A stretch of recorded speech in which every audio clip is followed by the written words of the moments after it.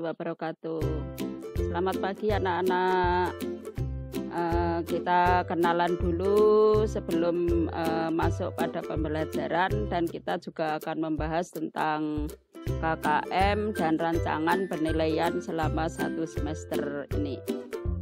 Saya mengampu mata pelajaran ilmu pengetahuan sosial dan nama saya Ibu Wiwi Hermawati. Untuk KKM IPS kelas 8 tahun ini yaitu 75. Jadi nanti kalian pada saat ulangan minimal mendapat nilai 75, dan manakala kurang dari 75 maka akan ada ulangan remedi. Terus untuk selanjutnya ya, di sini yaitu kita akan membahas tentang rancangan penilaian selama 1 semester. Karena pada semester ini ada 2 KD, yaitu KD 3.1 dan KD 3.2 ya.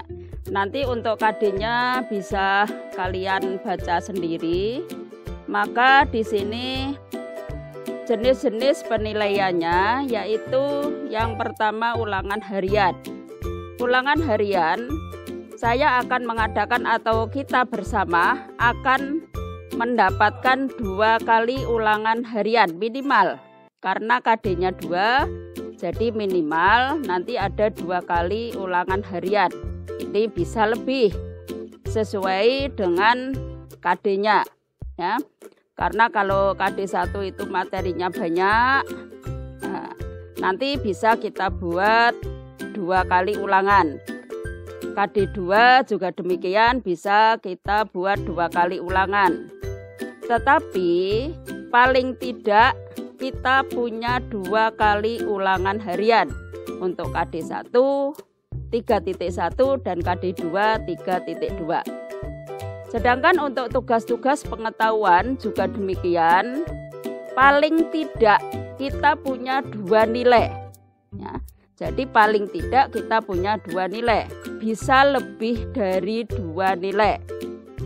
Sedangkan untuk tugas keterampilan hanya ada 2 penilaian, yaitu untuk KD 3.1 yang akan diambil nilainya yaitu tentang kinerja. Sedangkan KD 3.2 yang akan diambil nilainya yaitu nilai produknya. Sedangkan penilaian yang keempat yaitu PTS, penilaian tengah semester. Ini hanya dilakukan 1 kali, sedangkan yang terakhir yaitu penilaian akhir semester. Ini juga 1 kali. Nah, jadi nanti sekali lagi saya tekankan bahwa kalian harus punya nilai ulangan harian nanti minimal 2. Dalam arti kalau ulangan harian itu hanya dilakukan 2 kali ya harus punya 2 nilai. Kalau ulangan harian dilakukan lebih dari 2 kali ya harus punya sejumlah ulangan harian yang dilaksanakan. Juga demikian dengan tugas pengetahuan. Kalau hanya ada 2 kali tugas pengetahuan ya kalian minimal harus punya 2. Tetapi kalau saya memberikan misalkan tugas pengetahuan 3 atau 4, maka kalian juga harus punya nilai sesuai dengan tugas yang saya berikan. Artinya setiap tugas yang saya berikan kalian harus mengerjakan. Ingat ini, harus mengerjakan ya. Kalau tugas keterampilan juga demikian. Kalau kalian ingin mendapatkan nilai keterampilan yang bagus, juga harus punya nilai keterampilan ini. Tidak boleh diabaikan. Terus materi setelah kita membahas tentang apa tadi, rancangan penilaian, KKM dan sebagainya, nah, kita akan perkenalkan tentang materi bab 1, yaitu yang akan kita bahas interaksi keruangan dalam kehidupan di negara-negara ASEAN. Kalian harus sudah mengetahui negara-negara ASEAN itu mana saja, atau negara-negara yang tergabung di organisasi ASEAN ini. Saya kira kalian semuanya sudah memahami dan sudah pintar semua. Akan kita lanjutkan, yaitu mengenal negara-negara ASEAN batas wilayahnya. Sebelah utara ini berbatasan dengan benua Asia dan Samudra Pasifik. Sebelah selatan berbatasan dengan Samudra Hindia. Ya, nanti bisa kalian pelajari lagi pada buku materinya. Sebelah timur yaitu berbatasan dengan Samudra Pasifik dan Papua Nugini.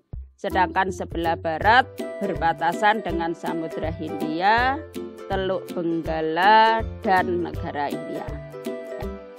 Itu mengenai kita mengenal batas wilayah negara ASEAN. Ya. Sekali lagi kalian harus sudah tahu yang masuk organisasi negara-negara yang berada di ASEAN itu negara mana saja. Terus akan kita lanjutkan. Ya, berdasar bentuk geografisnya, ya, jadi berdasarkan bentuk geografisnya, ciri-ciri ASEAN itu sebagai berikut. Yang pertama ada yang namanya compact. Ya, compact itu negara itu berbentuk hampir seperti lingkaran. Jadi hampir seperti lingkaran. Contohnya yaitu negara Kamboja. Yang kedua yaitu fragmented. Negara ini bentuknya kepulauan yang terpisah seperti Indonesia. Kalian semuanya tahu bahwa Indonesia itu banyak sekali kepulauannya.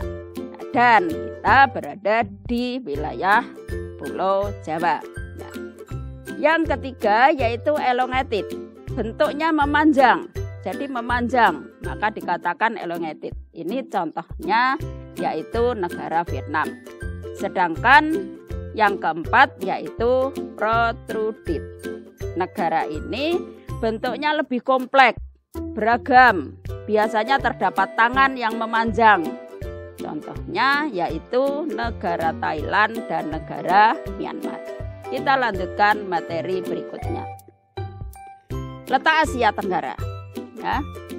Letak Asia Tenggara yaitu secara astronomis. Secara astronomis itu berdasarkan letak garis lintangnya dan garis bujurnya.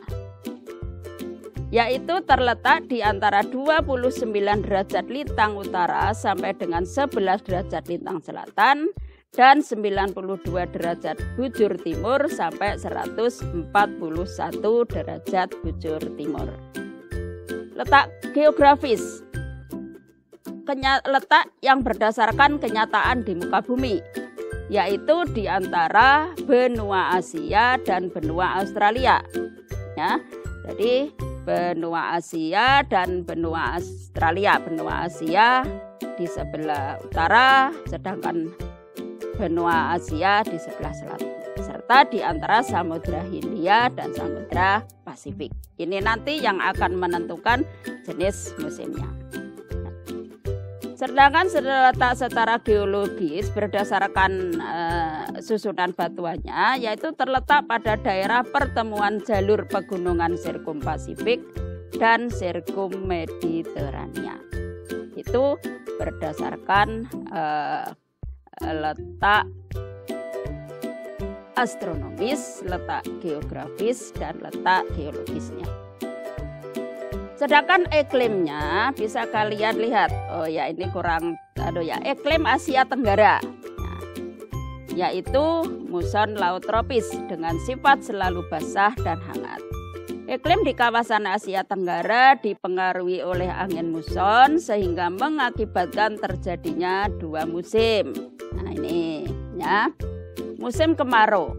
Ini terjadi pada bulan April sampai dengan Oktober. Nah, ketika angin muson tenggara bertiup dari Australia menuju daratan Asia. Nah, jadi di sini dari selatan menuju ke utara.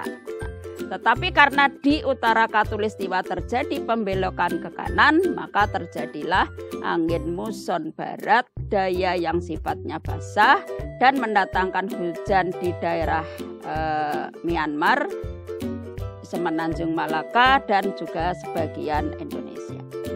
Ini ya, kalian cermati, ini angin muson yang menyebabkan Indonesia mengalami musim kemarau. Ini dari benua Australia menuju benua Asia. Nah, di sini maka terjadi pembelokan di utara Katulistiwa ke sini ya. Terus musim penghujan. Pada musim penghujan ini biasanya terjadi antara bulan Oktober sampai dengan April. Nah, ya.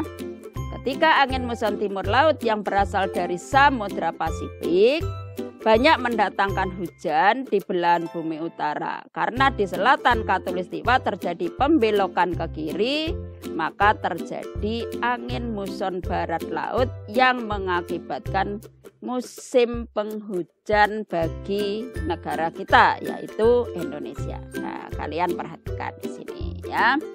Jadi di sini ini dari Samudra Pasifik ini terjadi pembelokan menuju ke Samudra Hindia.